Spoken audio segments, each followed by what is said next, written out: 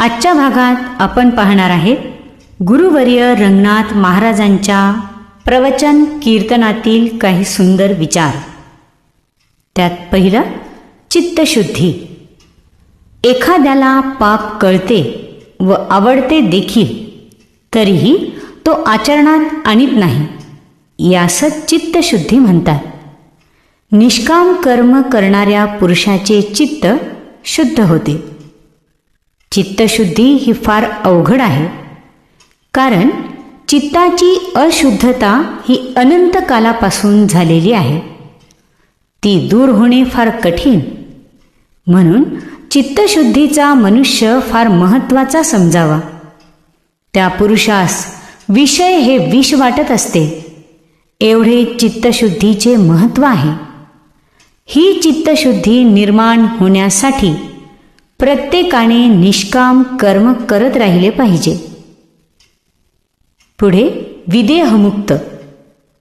देह मी आहे व देहा एवढाच मी आहे, अशी ज्याची समजूत आहे त्याला चार्वाक म्हणावे.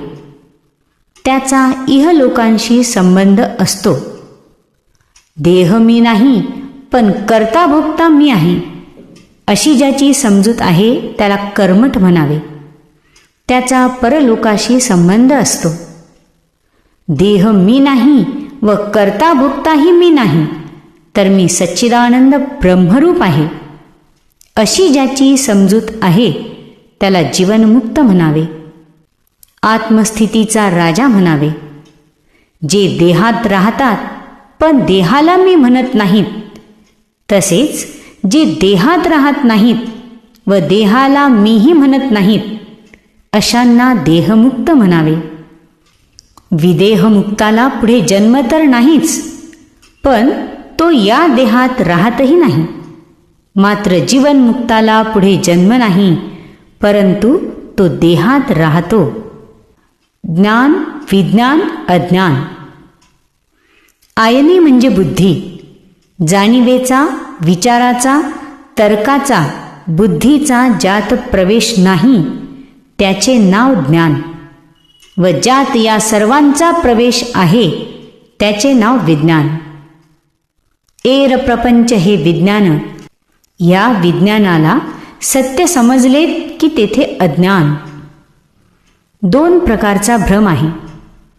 परमार्थ करणे याचा अर्थ भ्रम निवृत्त करणे. भ्रम दोन प्रकारचा आहे. एक वैदिक भ्रम, दोन लौकिक भ्रम. संसार करणे हा लौकिक भ्रम आहे व कर्म उपासनादी साधनरूप परमार्थ हा वैदिक भ्रम आहे. साध्यरूप परमार्थ मात्र प्रमा आहे. श्री ज्ञानेश्वर महाराज तर सगळाच भ्रम आहे असे म्हणतात. अरे, ब्रह्मज्ञान सुद्धा भ्रम आहे, कारण ब्रह्म कुठे ज्ञानाला विषय असतो काय? ब्रह्माला कोणी विषय करीत नाही व ब्रह्म कोणाला विषय करीत नाही. मग मला ब्रह्मज्ञान झाले म्हणणे भ्रम नाही काय? म्हणून ब्रह्मज्ञानाचे खंडन नाही, पण त्याच्या फलाचे व सकामतेचे खंडन आहे.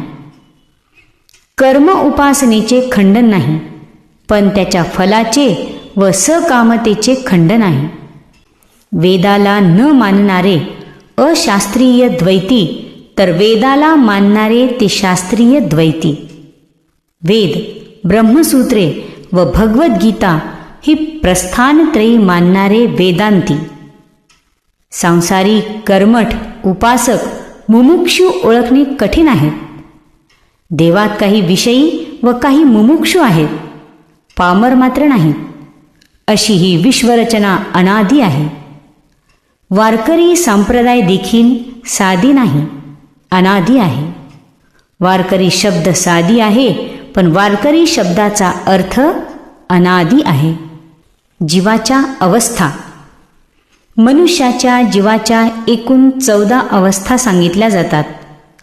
जागृती, स्वप्न, सुषुप्ती, समाधी, जन्म, मरण, मूर्छा, पामर, विषयी, मुमुक्षु, मुक्त, बाल, तरुण आणि वृद्ध.